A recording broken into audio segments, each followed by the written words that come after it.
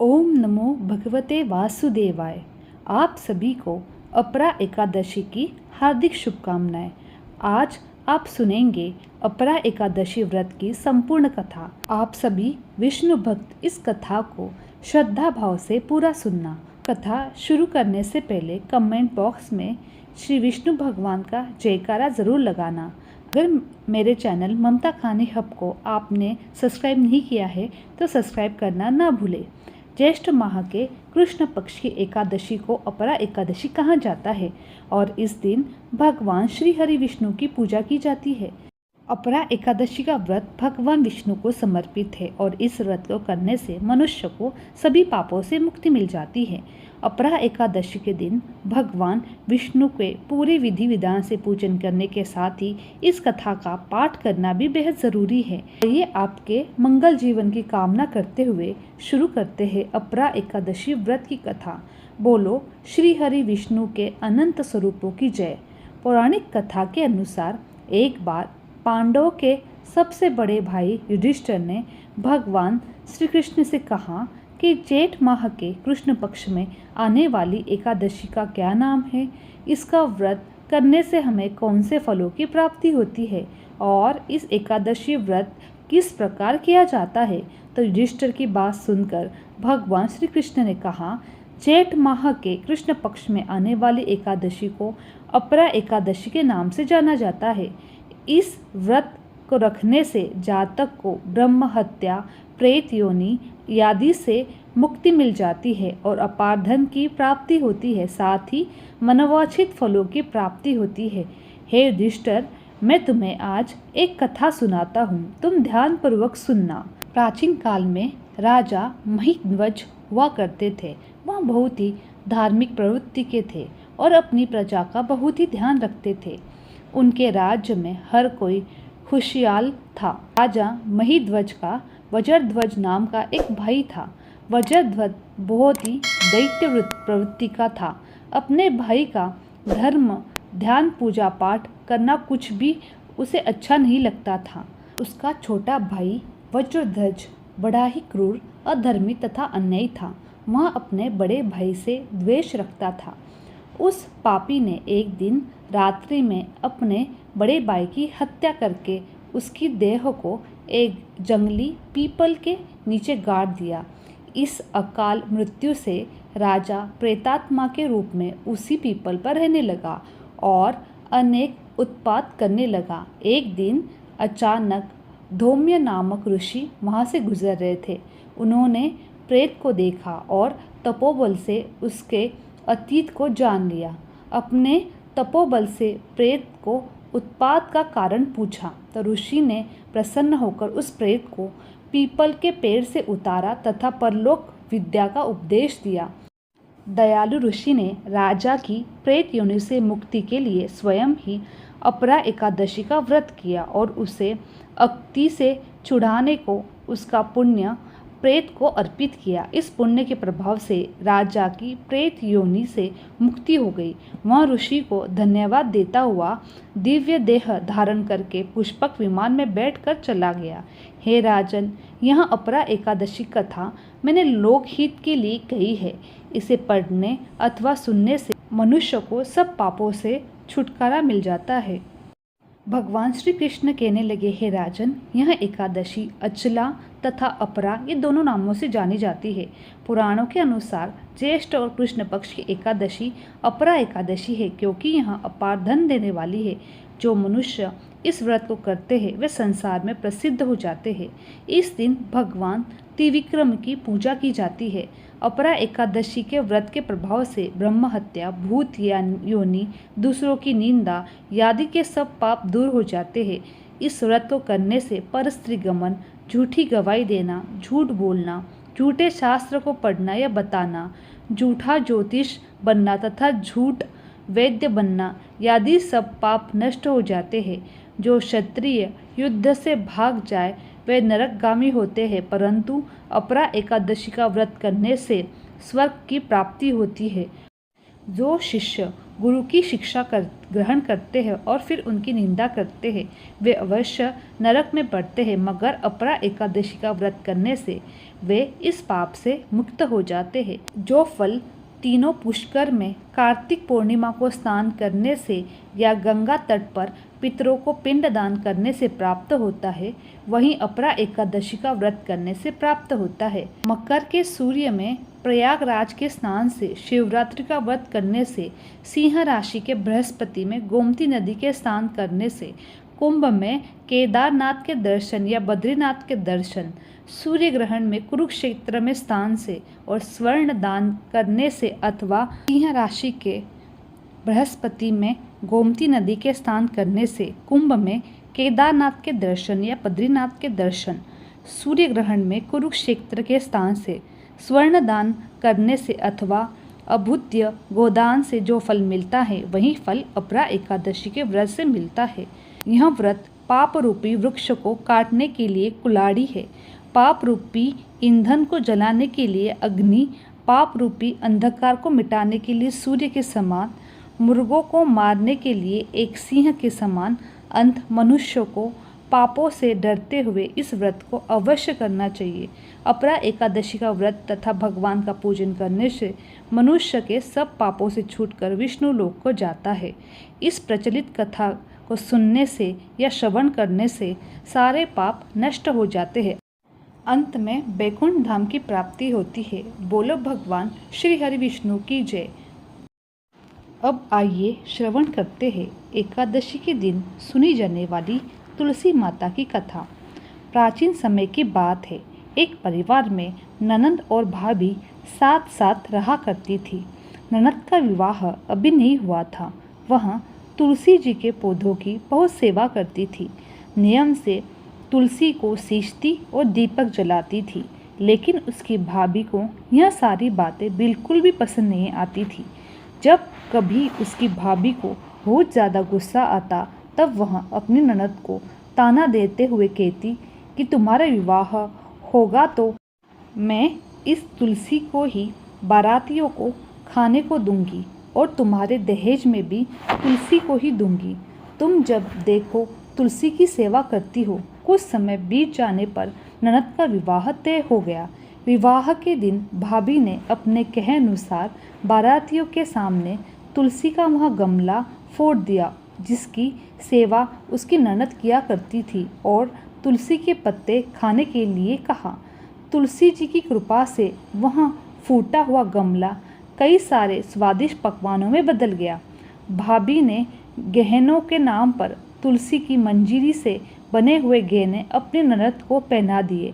देखते ही देखते तुलसी जी की मंजीरें बन गई गहने में, सुंदर सोने जवाहरात में बदल गई। इतना ही नहीं, भाभी ने क्रोध के मारे वस्त्रों के स्थान पर तुलसी का जनेऊ रख दिया और वह भी रेशमी और सुंदर वस्त्रों में बदल गया। अब जब ननद अपनी ससुराल में पहुंची तो ससुराल में तो उसके दहेज की बहुत प्रशंसा हुई। यह बात भाभी के कानों तक भी पहुंची। उसे बहुत आश्चर्य हुआ। उसने सोचा कि उसने तो ननद के गहने, कपड़े और जनेऊ तक तुलसी जी के ही रखे थे, तुलसी की मंजीरी रखी थी। यह सब जानकर भाभी को बहुत आश्चर्य हुआ। अब उसे तुलसी जी की पूजा का महत्व समझ में आ गया। उस भाभी की भी एक लड़की थी। वह तब तक अपनी बेटी से कहने लगी कि बेटी, तुम भी तुलसी जी की सेवा किया करो, तुम्हें भी तुम्हारी बुआ की तरह फल मिलेगा। वह ज़बरदस्ती अपनी बेटी से तुलसी की सेवा करने को कहा करती, लेकिन लड़की को मन तो तुलसी की सेवा में लगता ही नहीं था। धीरे धीरे समय बीता। भाभी की लड़की बड़ी हो गई। अब उसकी विवाह का समय आ गया। तब भाभी सोचने लगी कि जैसा व्यवहार मैंने अपनी ननद के साथ किया वैसा ही अब मैं अपनी बेटी के साथ भी करूँगी, तो यह भी गहनों से लद जाएगी और बारातियों को भी खाने में तरह तरह के पकवान मिलेंगे और ससुराल में भी इसे बहुत सम्मान मिलेगा। यही सोचकर भाभी बारातियों के सामने तुलसी का गमला फोड़ देती है, लेकिन इस बार गमले की मिट्टी मिट्टी ही रहती है। मंजीरे और पत्ते भी अपने ही रूप में रहते हैं। जनेऊ भी अपना ही रूप नहीं बदलता। और जब भाभी ने सभी बारातियों को खाने में तुलसी के पत्ते दिए तो यह देखकर सभी लोग और बाराती भी भाभी की बुराई करने लगे। भाभी ने लालच में आकर अपनी बेटी के दहेज में भी तुलसी के पत्ते और मंजीरे आदि रख दिए थे। जब बेटी अपने ससुराल पहुंची तो वहाँ पर भी उसकी बुराई हुई। भाभी गुस्से के मारे अपनी ननद को नहीं बुलाती थी। एक दिन भाई ने सोचा कि मेरी पत्नी तो मेरी बहन को बुलाती नहीं है, क्यों ना मैं ही अपनी बहन से मिलकर आऊं। यह सोचकर उसने अपनी पत्नी से कहा कि कुछ उपहार अपनी बहन के लिए ले जाने की बात कही तो भाभी ने थैले में ज्वार भरकर कह दिया कि यह ले जाओ और कुछ नहीं है, तुम यही लेकर जाओ। तब भाई बहुत ही दुखी मन से अपनी बहन के पास चल दिया। रास्ते में वह सोच रहा था कि कोई भाई भला अपनी बहन को घर ज्वार कैसे लेकर जा सकता है। यही सोचकर वह एक गौशाला के पास रुक गया और ज्वार का वह थैला उसने एक गाय के सामने पलट दिया। तभी एक ग्वाले ने यह सब देख लिया। तब ग्वाले ने आकर भाई से कहा, अरे आप गाय के सामने यह हीरे मोती सोना क्यों डाल रहे हो? इसे तो घास डालनी होती है। तब भाई ने मुड़कर देखा तो वह हैरान रह गया। फिर भाई ने ग्वाले को सारी बात बताई और धन लेकर खुशी खुशी अपनी बहन के घर चल दिया।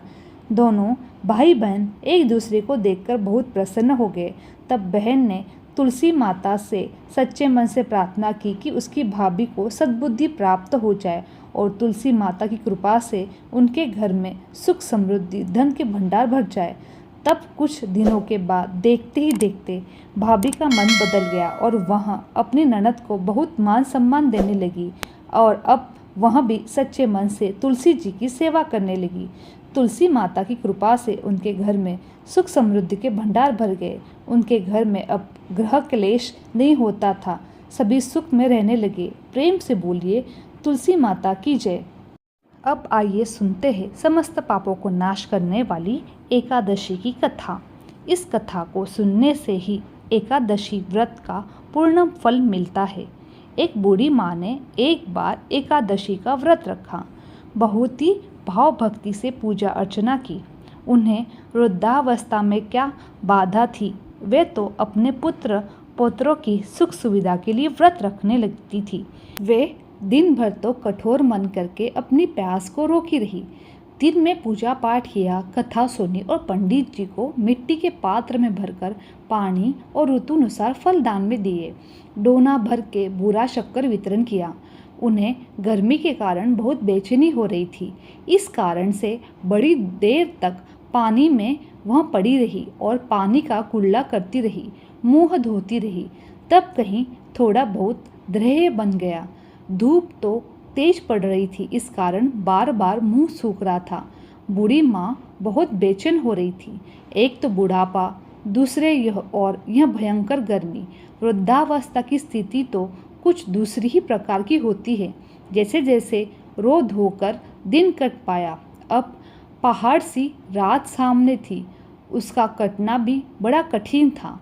खटिया पर पड़े पड़े शांति नहीं मिल रही थी। वे बार बार करवट बदल रही थी। अनेक बार वे बाहर जाती और भीतर आती। उन्हें घर के अंदर शांति नहीं थी। वे पड़ी पड़ी एकादशी माता का स्मरण करती रही। बुढ़िया माई कहती रही कि हे माता जी, आप मेरी लाज रखिएगा, आप ही मुझे शक्ति दीजिए जिससे मैं भली भांति आपका व्रत कर सकूं और यह पहाड़ सी रात शांतिपूर्वक व्यतीत हो जाए। प्यास के कारण बूढ़ी माँ की बेचैनी और बढ़ रही थी। उन्होंने धैर्य रख के बहुत प्रयास किया, किंतु सहनशीलता की सीमा, धैर्य की सीमा टूट गई और वे घबरा कर एकदम चिल्ला पड़ी और बोली, बचाओ बचाओ। अम्मा का चिल्लाना सुनकर परिवार भर के नर नारी बच्चे पड़ोस के एकत्रित होकर बूढ़ी अम्मा की खटिया के समीप जा पहुँचे। सबने पूछा कि अम्मा जी, आपको क्या हुआ? आप क्यों चिल्ला रही हो? आप इस वृद्धावस्था में ये कठिन व्रत क्यों कर रही हो? अम्मा जी, शक्ति से ही भक्ति होती है। थोड़ी देर में ही वे फिर से बोली, अरे हमारे तो प्राण ही निकल जा रहे हैं। मेरी छाती पर ठंडे पानी का घड़ा रख दीजिए। नातियों ने और दादी के छाती पर ठंडे पानी का पात्र रख दिया। तब कहीं जाकर उन्हें थोड़ा बहुत आराम मिला और थोड़ी देर के लिए उन्होंने अपनी आंख बंद कर ली। एकादशी माता ने सोचा कि यह बूढ़ी अम्मा तो बहुत कठोर है, जरा जाकर उनकी परीक्षा लेनी चाहिए। वे आधी रात को मुर्गा बनकर टेर लगाने लगी।